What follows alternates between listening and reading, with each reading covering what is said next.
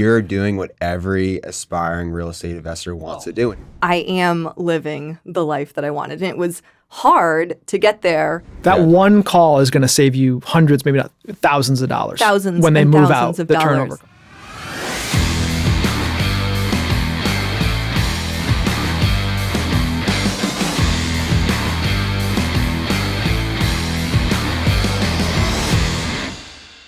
Welcome back to Sky's the Limit podcast. We're your hosts, Mike and Ryan. Today we have an awesome guest. We have Stephanie Cabral. Stephanie is a full-time real estate investor and systems-focused landlord, and that's really the goal of the show today, is to talk about processes and systems that's allowed her to scale her portfolio and really allow you to live wherever you want in the country or internationally. She has 19 units, 4 midterm rentals, a combination of single families and multifamilies.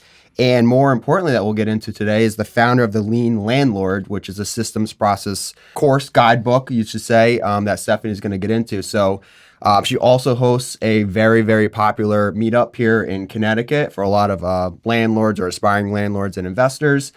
So we all get together and talk shop. And thank you so much for coming on the show. Welcome, and glad to have you. Thank you for having me. I'm really excited to be here, and I know this will be a really fun episode. Absolutely. Yeah. So why don't we get started? And I want to hear about how you've been able, well, what are you up to first? Tell us a little bit more about yourself and how you've scaled your portfolio and what that looks like today.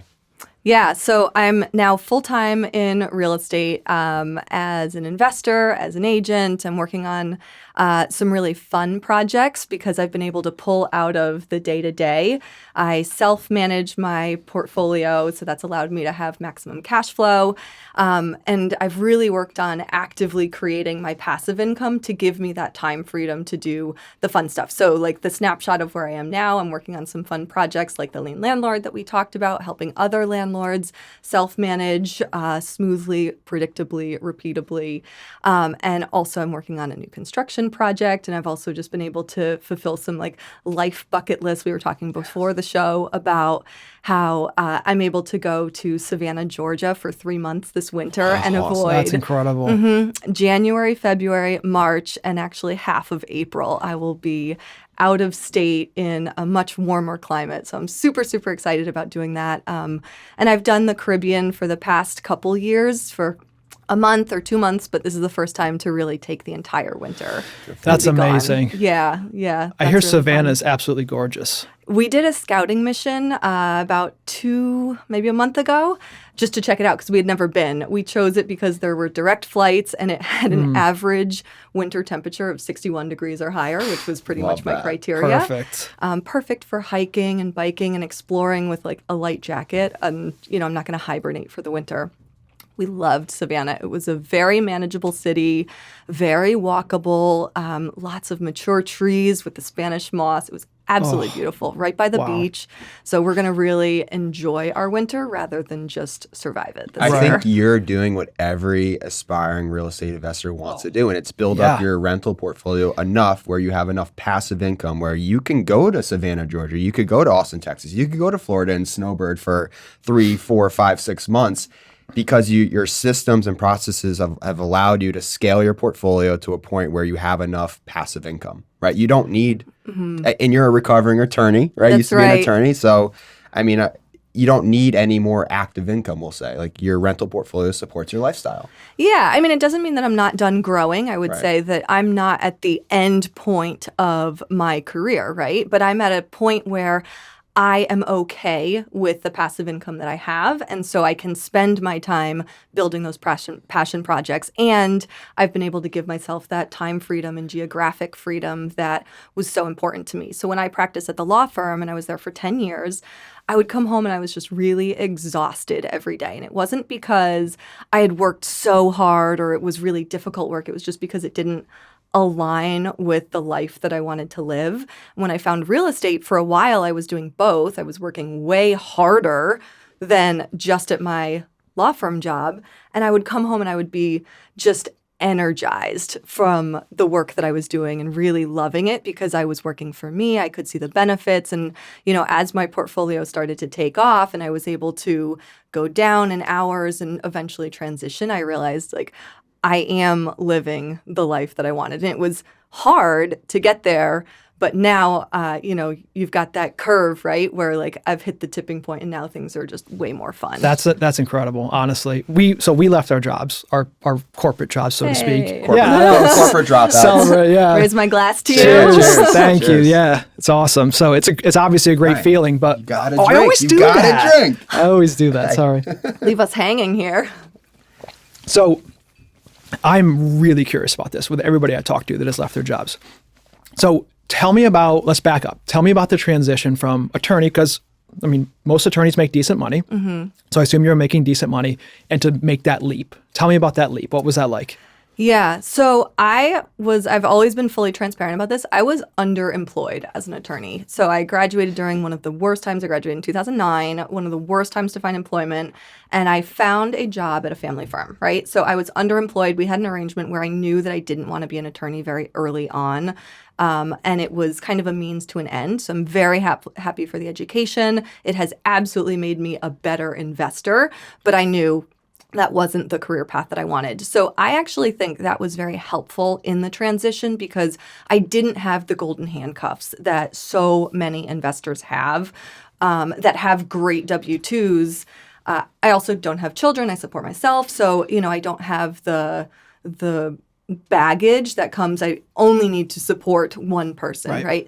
So I think I had an easy time in that regard. I had less of a barrier to exit in this case. But I also was building up passive income and then finding ways to make active income that supplemented what I needed. So while I was working for the law firm, I started working as a commercial real estate agent. And everything that I was making, I was using to invest, right? So building up that passive income. And then even when I first started to think about making the jump, I wasn't ready financially, but I knew that with the number of flips that I was doing at the time and with working as an agent, I had enough in real estate that I could supplement. And then timing was really helpful, around the time that I left my firm, the market totally changed. So rents went up, interest rates went down. We were in a very favorable environment for being investors. And I was really able to capitalize on buying more properties. So this was when I activated the reverse 1031 and took a single family and made it basically into 6 units, right? Effectively, 300 timesing my profit on that property. So the market environment really supported me during that time. But when I made that transition, I was faced with, I think, a really difficult identity crisis because I was used to going to work and I was used to then having to just find time to do the work, right? For all the extracurriculars, all the side hustles. And then all of a sudden my 9 to 5 was free and I could realistically do as much work as I wanted on the business. And that became something I had to focus on because I recognized, while I have a really high standard for performance, I have a very low tolerance for repetitious activity, right? And so even though I could serve as a property manager and I could micromanage my portfolio, that depleted my energy, right? That didn't give me the level of excitement. And so that's when I really started to get into the systems and processes and cleaning things up. I had already started to dabble in it because being a lawyer and working as an agent and running my rental portfolio was a lot and I needed to streamline things.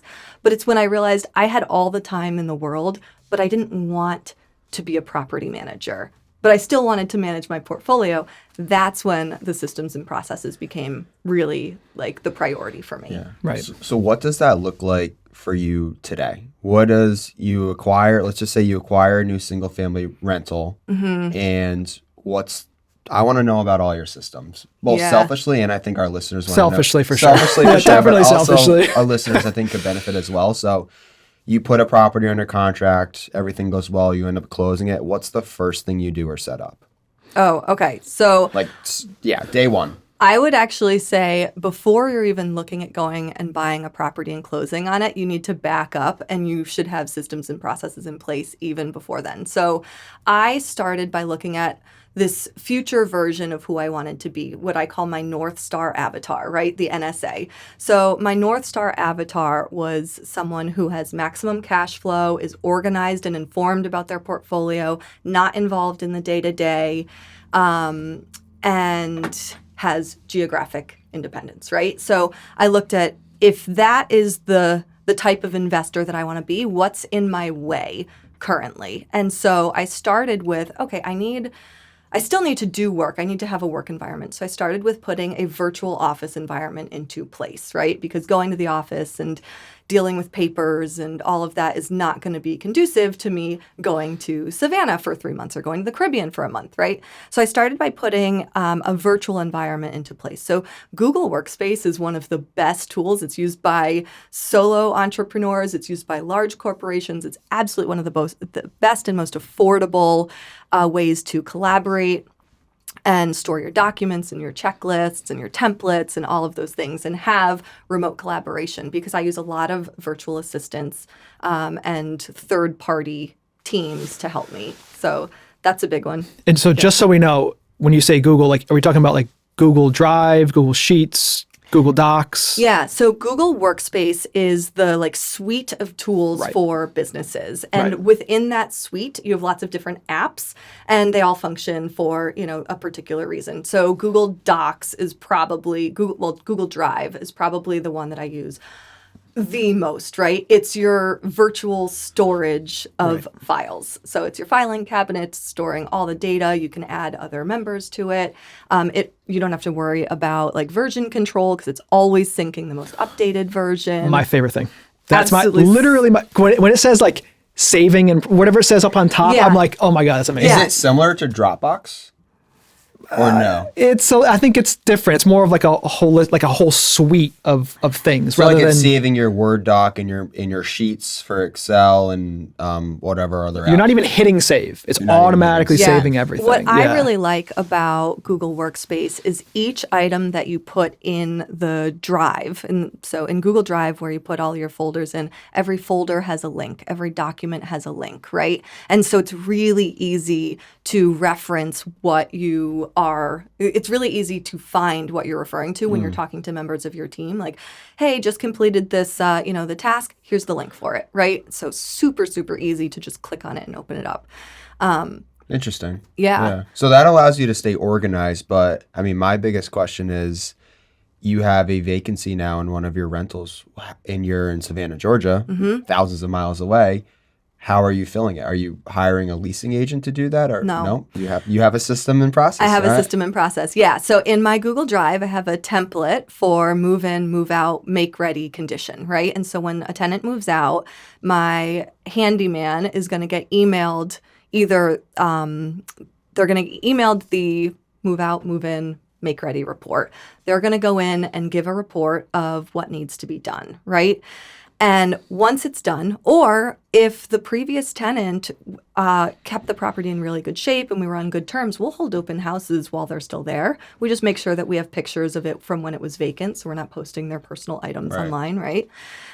So I have either a tenant in the building or the existing tenant hold my open houses for me. I pay them a fee for that. And then what I do is I send out a message to all of the applicants or all the leads that are going to be coming in. I send them a pre-recorded video stating, I can't make the open house. Don't worry, it's still on. I just wanted to take a quick moment to introduce myself. And I share a little bit about my real estate company, Sunrise Real Estate, right? And I share how renting from us builds your credit. We're local investors and landlords. We have a 24/7 maintenance coordination team, and we hold holiday raffles. So I let them know that we're professional, we're caring, but we're also strict, right? So we will choose good candidates. And then I let them know that we'll absolutely get the opportunity to meet, because anyone that applies, we're going to do a Zoom call. And so I'll be able to, say hello. So that gives them the reassurance that we're going to meet. And then it gives me an in for when we do when I receive an application, I ask them for a Zoom call and I say, please make sure to do it from your house because the internet is better. And then while we're on the Zoom call, I ask them to just take a video of their house. So it's unexpected. I basically am doing a walkthrough of their property from the beach or from wherever I am. And anyone that has a huge problem with it probably isn't a fit, right? And most of the tenants that have come in through this process are like, oh, I'm not prepared for that. The house is a little messy. I'm like, I'm not worried about mess. I'm worried about dirty. I'm worried about the condition of the property. And then that reassures them that I'm not looking to deny them. I'm looking to accept. I just want to have a view. So that has really reduced my turnover costs because I see the way that the people have kept their property, and it has allowed me to avoid hiring a leasing agent. That is, I'm literally mind blown. Seriously. So have you been on like Zoom calls and you're like, wow, this is a pigsty? Like, you've obviously seen like craziness. Yeah, I've denied people because the way they've kept the property. If I virtually walk through and see like piles of trash or an uncleaned stove that looks clearly greasy for months and months and months, I'm going to deny off of health and safety concerns, right? Wow. That one call is going to save you hundreds, maybe not thousands of dollars. When they move out, the turnover costs. Yeah. And it also means that I can show the property earlier because if they're taking really good care of their current home, they're going to take really good care of our home, which means I can get people in before they move out. So typically I'll have a 1 to 2 week vacancy period in between, which is not even a stretch for my handyman to get in, do a basic cleanup, and we've already got the property leased for the next tenant. I think one thing that we're still struggling with that was just breezed over is you have a trustworthy handyman. That is the most gold. My important thing. That is the unicorn that doesn't exist. A handyman that's not going to gouge your eyes out with crazy prices, that's going to show up on time, that can get there within his own truck and has his own tools. And can do like electrical, can replace cabinets, can do kind of jack of all trades. Plumbing, yes, exactly. So you have a handyman. I'm not even going to ask you for his name because that is like, hold it tight and don't give it out. I will say I have someone right now. And what I always say, this is something that took me a long time to come to terms with, is there's a shelf life for this type of work where eventually they might creep up on pricing, or they might have creeped up on somebody else in pricing and they'd rather do more of their jobs, right? And so I think it's important to constantly be replenishing your database of plumbers, electricians, handymen, the HVAC. Those are probably the 4 key characteristics that I would be constantly just trying to make sure I've got depth in names. But wow, that's good for you. That's amazing. So you move these people in. Let's just say Zoom call goes great, right? You're building that rapport, which I also like about the video because you get to see how nice you are, and like they're kind of building the rapport from day one because you're not really going to be around, right? You're going to be in Savannah. Hanging out. Right. So let's just say you move these people in. It's now day one of their tenancy. We use Buildium for a property management software. It's great. I think it's great. What do you use for that stuff? So I use Turbo Tenant for my online rent collection platform. There's a no cost, there's a low cost option, really robust features, not as much as Buildium. I think it's a much more cost-effective version. And what I really like about it, and what I always mention to the tenants, like I said before, is renting from us builds their credit. So even before they move in, I try to establish that I am an ally. We start as allies, and you only lose that over time, right? You don't want to have to be building from ground zero to establish a relationship. So I want to start on the same side and then hope we continue that relationship. And if they lose it, that's on them. So that comes with a lot of automated emails even before they move in. It's letting them know what's coming, what to expect. On the day of move-in, you're going to get the code. All of those things, just let them feel very taken care of.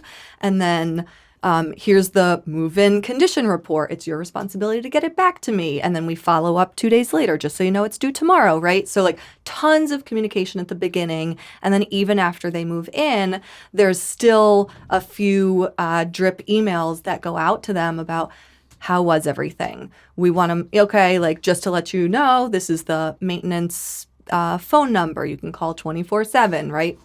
Things like that.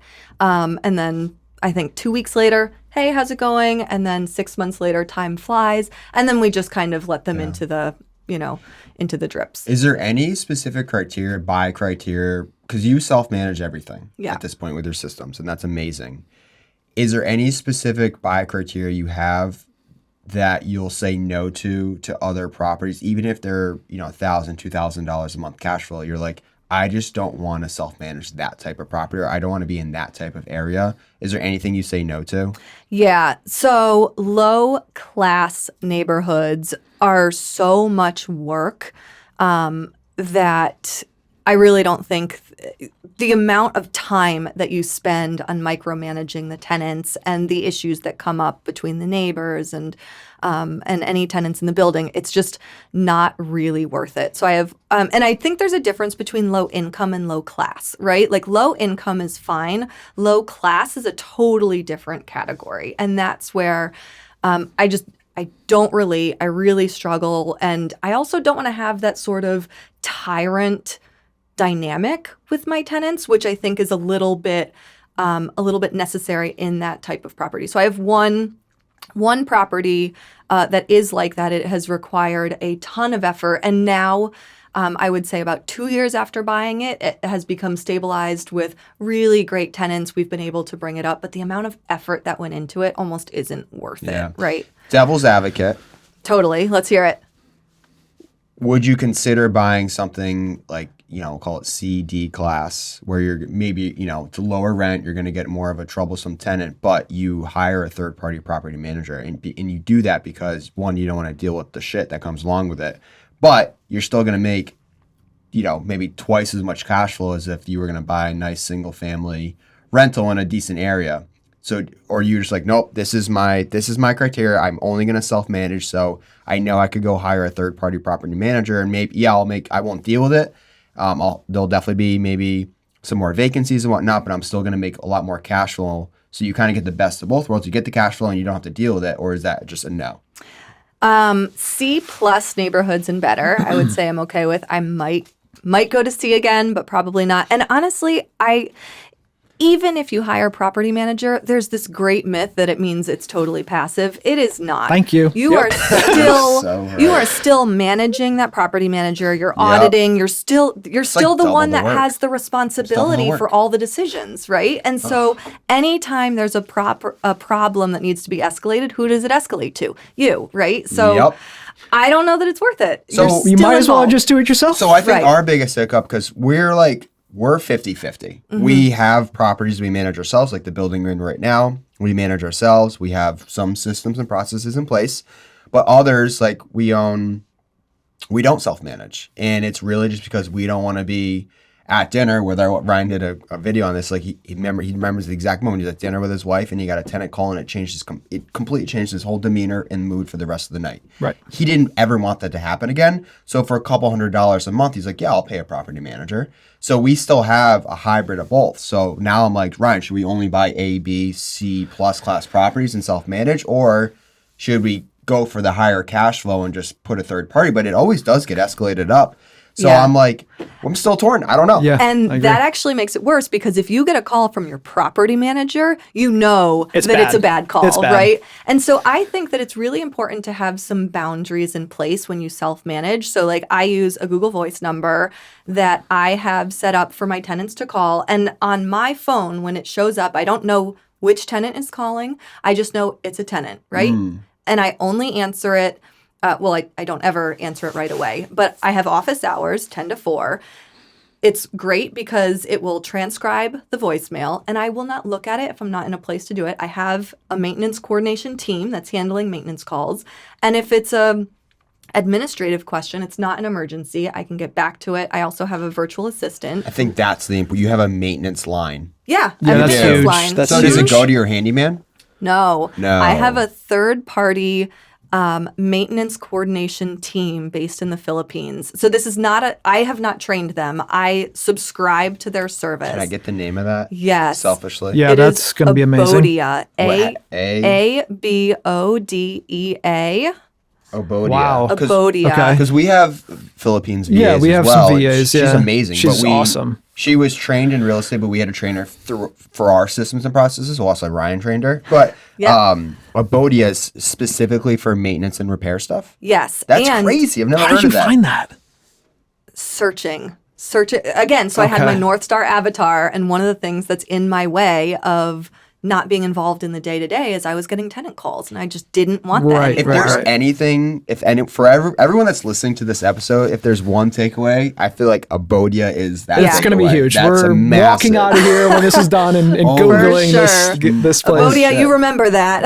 Remember that. Get an this affiliate came from here. link. Let's go. Yeah. I've been trying, man. I've been trying, but so far nothing. That's so crazy. Wow. So good. So they are a company that staffs virtual assistants from the Philippines, and these are not like entry-level virtual assistants. These are trained in maintenance and coordination. So I have 24/7 coverage, right, which is phenomenal, and I pay a fixed rate per month, and it's not 24/7 rates, right? It's you just pay a monthly subscription based on the number of units you have. And then they have a tenant line, and you can also the tenants can also submit through the portal, and they go into Abodia goes into like your CRM or your platform, updates it for you. So for you, Turbo Tenant. Mm-hmm. So Abodia will be linked to Turbo Tenant. Abodia has access to Turbo Tenant, yeah. And then I manage all my backend in Podio.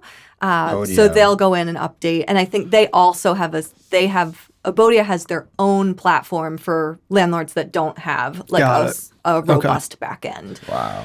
And they handle emergencies and non-emergencies. They have all the processes, and they allow you to customize your processes reasonably. And they handle like diagnostics. So I've had some maintenance requests that have just been resolved by Abodia telling them to reset the breaker. Right? Whoa. And then you don't... That is insane. I didn't get a call. Huge. I just that got an update huge. that there was a new maintenance request, and then it was closed. So you must put like within Abodia, you must give them all of your vendors that you want to use. Yeah. Right? And like maybe 3 electricians, 3 contractors, 3 Try to do plumbers, more. HVAC. I think I have 75 vendors that Wow. are listed, Maybe and I like- still will run out. So they just call, like in cycle your through. order of priority based on geography, based on the issue type, and they also just released a feature where if they exhaust your pool, they have their own vetted list. And I don't know if that's geographic dependent. I haven't had to use it yet, but so they're able to go in if you don't have the right contractors in place, they can supplement for you. Wow. Yeah. Okay. Genius. I don't want to That- give all yeah. the keys to the kingdom because I know That you is- have. Isn't that so good? Your the Lean Landlord that we'll definitely link to the show notes for any aspiring landlord that wants the full course process. That is awesome. Mm-hmm. But thank you for that tidbit. That is absolutely gold. Ryan, you on that? Yeah, no, I'm definitely on that. Because when you are self-managing, you can proactively handle so much, right?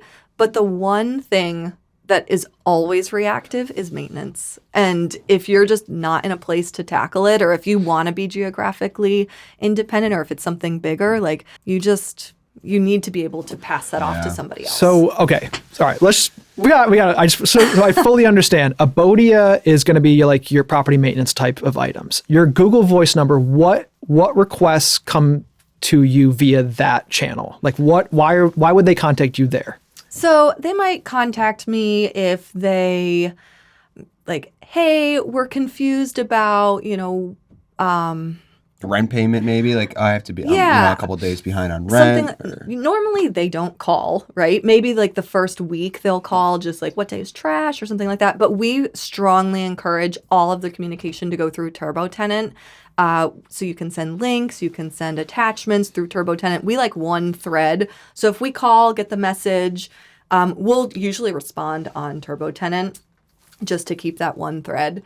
But yeah, it's like if they have administrative questions like, oh, can I get a copy of my lease or something like that, that might come through. But most people are kind of phone adverse these days. Can we share the cost on like what is Turbo Tenant cost and what is Abodia cost per unit? Do you know, or does it vary? It varies. Okay. Yeah, it depends on the level. So for Abodia, you can choose whether you want emergency services only covered, non-emergency services, whether you want just office hours covered, non-office hours covered, 24/7. For me, I want 24/7, right? Oh, Like, why do I want to be involved at all? Right. And I mean, there's things that you have to watch out for. Like, they're not great about recognizing if a call is a follow-up call. So, like, sometimes you have to have eyes on the calls. But for the most part, you know, and nobody else that does something is going to do it as well as you. So you're going to have to give up a little bit of control. But, like, it's 90% as good, right? And I will gladly accept the 10% loss that I need to just oversee things. Right. I keep hearing that if you can replace yourself at 80%, Yeah. you should do it. Yeah, exactly. And I'd say it surpasses that by far. Okay. Turbo Tenant, I think, is $120 a year. Wow. We're paying like $200 a month. Yeah. Wow. I know Yeah. that varies, like the unit sizes or different packages. Turbo Tenant doesn't have No. a varied. And they can contact you for items, like they can contact you direct via Turbo Tenant. Yeah, there's a messaging Okay, platform. okay. And they do applications. That was to say, do they do screening and background on there too? Yeah. So let me ask you a question. You are in Savannah, Georgia. Your unit goes vacant. You then have to show. You then put out an ad. And where are you putting the ad out? You're putting it out to Zillow, Yeah, Trulia. through Turbo Tenant, it Through- posts to it's gonna sync to all of them. apartments.com and Yep. a bunch of sites. And then I also post through Zillow But then because you're they don't going to have get overlap. flooded with people that are interested. Yeah. Do you then have a preset screening questions? Yeah, so Turbo Tenant actually has a pre-screener that they automatically just send out, and it's customizable now. So you can, they have their own list of questions, and then you can add customized questions. And my VA has a set of processes that she knows how to handle all these inquiries, right? So I forget what it looks like, but it's a flow chart. And so when we get an inquiry, we check to see have they completed the pre-screener, and we always have upcoming open houses. So we make sure that they know when the open houses are. If they've completed the pre-screener, they're a fit, but they can't come to the open house, then we might escalate to a phone call or something like that. But usually we're trying to get everybody to come to the open house. If they can't come to the open house but didn't fill a pre-screener, we send them the pre-screener again. And this is, again, my assistant's doing this. If they still don't fill it out, I mean, it's all stated information. It takes 2 seconds. If they Sure. don't fill Then it they're out, not a good fit. they're not a good fit. And yeah. the open house, because you're not there, is the tenants who are currently living there, or is it vacant and you have a lockbox set up already? How does that work? I don't do it with a lockbox. Either the current tenant is there and he or she will let them in, or it's vacant and cleaned, in which case either another tenant in the building will open it, or at that point I'll send a handyman or something. I used to do something similar. So like, I think I threw my tenant like took 20 off their rent. Yeah. And it's not even 20 an hour. Like, a showing might be like 10 minutes or less, like for you to be somewhere else, like out of state, and throw someone a 20 to do your showing and possibly get a tenant on it is so worth it. And I mean, not to mention, if you have that relationship with the tenant, I tell them, don't answer any questions about the apartment, but if you want to answer questions about me, go ahead. Yep. Right? And Absolutely. that creates a sales strategy. And I will say that I have a flyer that is at the property. I either send it by mail to the tenants, or I will just drop it off if I happen to be there or I'll have the handyman drop it off. And that flyer reiterates the information that I said in the video, but also has property specific information about like the total move-in cost, when it's available, and it has a QR code to the application, right? So we want to like reduce the barrier to entry so that it's very easy for the people that come through to apply. Right. Awesome. We're both very big on VAs. Yeah. We absolutely love our one particular VA. She's amazing. Judith. Shout out to Judith. She's the best. So Well, I can't let you shout out Judith without shouting out to Sherry. So thank you, Yeah, Sherry. there you go. Very good, There you go. Judith. Cheers. So you found Sherry on, where did you find her? I went through an agency. So I had done a bunch of Upwork VAs that just didn't work out for whatever reason, or they had worked out when I needed individual tasks. But when I got to the point that I was ready to take on somebody for more hours, I wanted to go through an agency that offered support, that pre-vetted, they did background checks, they checked for things like, do you have your own computer? What's the processing speed? Do you have backup power? What's your internet speed and connectivity? All the things that I didn't know to ask for when I was first hiring, right? Wow. And I had one, just side note, that just really shows how naive I was. It turns out that he was just a college student and he worked for me for the summer. I trained him all summer and then he went back to school. And I was like, I never really thought to ask if they were like I just assumed that they would be because they're applying, that there's some sort of like ethical requirement, but no. So I went through an agency. They gave me a really in-depth onboarding questionnaire of like, what tasks am I looking for my VA to do? And they came up with 3 candidates. I hired them. I interviewed them and gave each one of them the same task. And the task was a little bit confusing intentionally. So I wanted to see what sort of questions they had, what sort of like, whether they were proactive, provided a solution. And I ended up hiring the person that just had the best results, and also I thought like was a good fit for me. That's huge. Yeah, when we interviewed Judith, I did like a 20-minute call or something, and we just like jived, right? Like whatever it is, like vibe it out. Yeah, we were vibing. Yeah, like, it was just like a good fit. I was like, in the other guy interview, I still kind of feel bad to this day. Like super nice. Like he would have been great too, but like I think Judith and I, like the energy was like right. Yeah, like, it just felt good. Yeah. So so this agency, is it just like VAs of any kind, or is it just like a real estate related agency? So it's any kind. They're not real estate specific, but so their name is Core Assist. They're a sister company or a spinoff from a property management company in Memphis that runs all of their property management through virtual assistants in the Philippines. And they were doing it so well that they created now virtual assistant staffing company for others. They're untrained, but they have a network of support. When they have questions, they can ask, the virtual assistant community that they've created that is familiar with real estate. But I would say the majority of her training, and Sherry is now a very high level virtual assistant. She's doing all of my filing, all my leasing. I think she's placed my last 8 out of 11 midterm tenants without my involvement, which is incredible. Wow. She's handling my bookkeeping. Like I pay her for 20 hours a week and she saves me money in the amount of money that I'd save on my bookkeeper. Wow. She does your whole bookkeeping. The majority of it. That's incredible. I mean, we still have questions. Is it perfect? No, right. It's not. But like, we still have questions that we need to escalate to our accountant. 80-90% perfect. Exactly. I'll put in the extra 20% work. Exactly. Yeah, it's That's so fantastic crazy. and such a good cost savings. Wow. Right. So that's amazing. Congrats to all your success. Thank you. 19 units, 4 midterm rentals, and singles and multis. No partners. No partners. Done it all yourself, which is amazing. You've also done, I know when we last spoke, we kind of talked about a reverse 1031 exchange. I just want to touch upon that. We've done a lot of 1031 exchanges, which is just where you're exchanging one property for another like-kind property. But the reverse 1031 exchange, we've never done it. So I'd love to just pick your brain on that real quick, maybe explain what that is, why it's a reverse, and how that benefited you. Yeah. So the reverse 1031 is very similar to the standard 1031 exchange where you're deferring capital gains taxes, right? The taxes that you would incur on your capital gains, rather than paying it, you're buying another property and just kicking the tax exposure down the line, right? The key difference between the standard and the reverse is the timing. So in the standard 1031, what triggers the timing is the sale of your current property, your existing property. That triggers your 180-day period to buy a new property.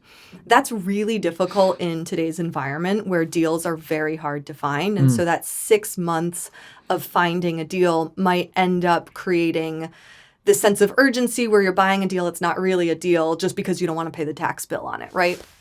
So the reverse 1031 is you are selling you are buying your new property first, and then you're selling your property.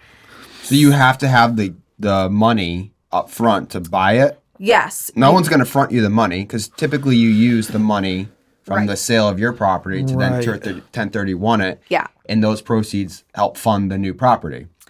Yes. So you have to, maybe that's the biggest. So you either have to have cash, a line of credit, maybe you're doing the Burr method, something like that, but you have to be able to buy the property without having access to the proceeds, right? Got it. But so if you have some liquidity or access to cash and can do that and then sell, you're basically triggering the timing once you've bought the property. You've done the hard part, and then you've got 6 months to identify which property you're going to sell. You've got a handful of properties. You're going to choose one of yours, right? And then you're going to sell it. You can do that within 6 months. Okay, so let's just say you got these 6 months, you sell 123 Main Street. When you get that check at closing for the property you just sold, you don't get the check. It's the same thing. You cannot touch the money. So it goes to the third party. Okay. Yeah, the escrow agent, essentially. Yeah, exactly. So the reverse 1031 is a little bit more complicated and a little bit more costly than the straightforward 1031 because you can't own the replacement property and your relinquished property, the one that you're buying and the one that you're selling. You can't own them at the same time. So, but you do in a reverse, or it sounds like you would. You because you're technically do not. But you haven't sold the one that you wish you could sell to buy this one. You got to buy this one for whatever reason. Mm-hmm. So you buy it, but then you're saying you got to pick one of yours. But when I say you buy it, it's really a third party company that buys the property on your behalf. They're holding the property. Understood. Okay. And then you sell, you take the proceeds from your sale and pay that third party company to then buy the property. They hold title. Like their first position, everything. Yeah.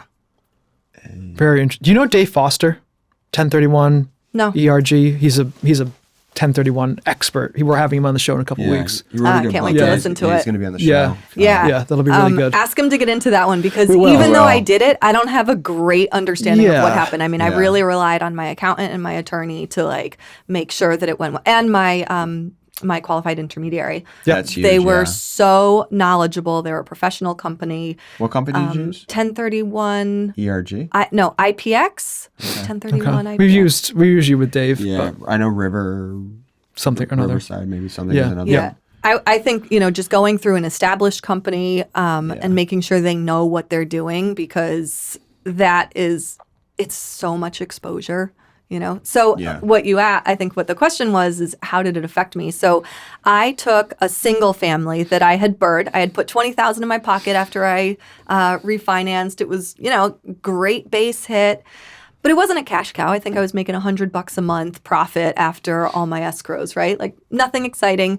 When the market changed, I sold it and did the reverse 1031 and I bought a 3-family. I was doing hard money. I was able to burr that and buy another 3-family. So both of those 3 families make me about $1,500 a month in profit. So I took $100 a month in profit and made it $3,000 a month from the 1031. That seems like a great return. Phenomenal. Seems like a no-brainer. Phenomenal, right? And I was paid to buy that first property, the $20,000. So that's amazing. Yeah, that's how you scale. I mean, that's how you get to 19 units. Yeah. Yeah. I mean, that one property added 6, right? So I mean, your buy criteria, correct me if I'm wrong, you have to be buying value add property because, I mean, maybe you do. I know we don't. We don't have enough money to do 20 to 25% down on every single property. No, doesn't We happen. have a pretty good sized portfolio, maybe up to I forget how many units, but we probably have nine different buildings. Combination of mixed office, triple net buildings, multifamily, but we've only been able to do that because of the value add. We don't have 25% in the 1031. That's 1031, 1031, 1031. Yep, exactly. And then put it in a trust before you die, right?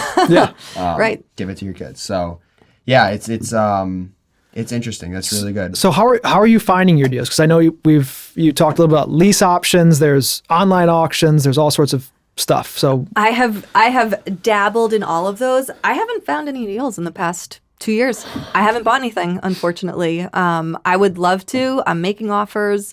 I will say I recognize my flaw in this. I'm making offers on deals that are online. And I'm a conservative underwriter. And, I have a healthy appetite for risk, but it has to pencil out, right? When the spreadsheet says green, I go. Right. I want to talk about, because I grew up in the town, how the Waterford deal, is this the new construction? So Right, tell me right, about it. yeah. This is right on the water. I grew up in the town. When we were chatting outside of the podcast, you're like, hey, I got this deal. It's, ground up construction and it's in Waterford. I'm like, That sounds That's amazing. my backyard. where in Waterford? Yeah. You're like, oh, right next to Sunset Ribs. I'm like, let me tell you about Sunset Ribs. Yeah. So well, I'm how's glad that going? has turned over. So we're in the very early stages, and this is a deal that my mom owned the land, Right, and she's yeah. been sitting on it for 12 years, right? Wow. And so I did the underwriting and looked at, hey, this works. Her dream is to have a waterfront property. Building one waterfront home in a flood zone does not pencil out, right? But the town has really identified this neighborhood as an area that they want to see redevelopment. So there's an overlay in zoning rules there that allows for density. So we can build 6 units there. Looking at the math, I was like, you know what? This works out. This works. So we are taking this parcel of land, and as of now, it's probably too soon to really talk about it with any certainty that it will happen. I hope that, in the next year we'll have broken ground and see some shells up, but we've engaged the civil engineer, we've engaged the architect, and are going forward. We feel really confident with the build costs, at least the range that we're looking for. We feel confident with the exit numbers. And, new construction doesn't make a ton of sense right now, except we're on the water, right? And so we have the benefit of an exit price that's inflated because of the value of this amenity. Yeah, What makes is sense. Price per square foot new construction right now? Is it over $200 per square foot? Oh, yeah. Like 250, 260? I mean, so we're in a flood zone that requires elevation. So ours is anywhere from 350 to low 4s. Wow. Wow. Yeah. Wow, it's huge. That's amazing. So you're playing 6 single family, kind of like raised up. Yeah, 6 detached. Houses. They're condos on paper, but single families in look. So they'd be detached homes, 2-story with parking underneath. You're really That's smart so to cool. do condos. So we're doing a condo. We're taking a multifamily now. I don't know if I told you this yet. I don't think so. We own a 2-family side-by-side townhouse style duplex in Fairfield, Connecticut, a half a mile from the beach. Yeah. Really nice new build, like 2000. You were doing Airbnb there? Yep. Yep, So we have on one one side side. Airbnb Yep. and the other side's now vacant. We remodeled it. And we went through all the loops and jumps. We hired an attorney to make them into condos. Amazing. Like the structure looks the same. You don't have to do any construction, but you assign one like unit A, unit B, Yeah. and then you sell each one off. So we're at the very end of that deal. I'm about to list it hopefully this week. Yeah. And that could be huge. So if you have 6 condos, I mean, that's awesome. I love this because like when we were looking at, we're like, should we sell this thing? Like maybe. So it's a duplex, right? Like you just said. And what we owe is kind of like what we could sell it for. It's like, all right, so this doesn't really make sense. We don't have like a ton of equity, but it's like, if we split these in half and we looked at the comps for just like a regular condo, Yeah. it was like Almost one of them was Almost almost the the full price value of what of we the- owe. of a Doubled your duplex. value, Yeah. right? Yeah, So it's so it's a great strategy for people that have something like that, and it doesn't even have to be side by side.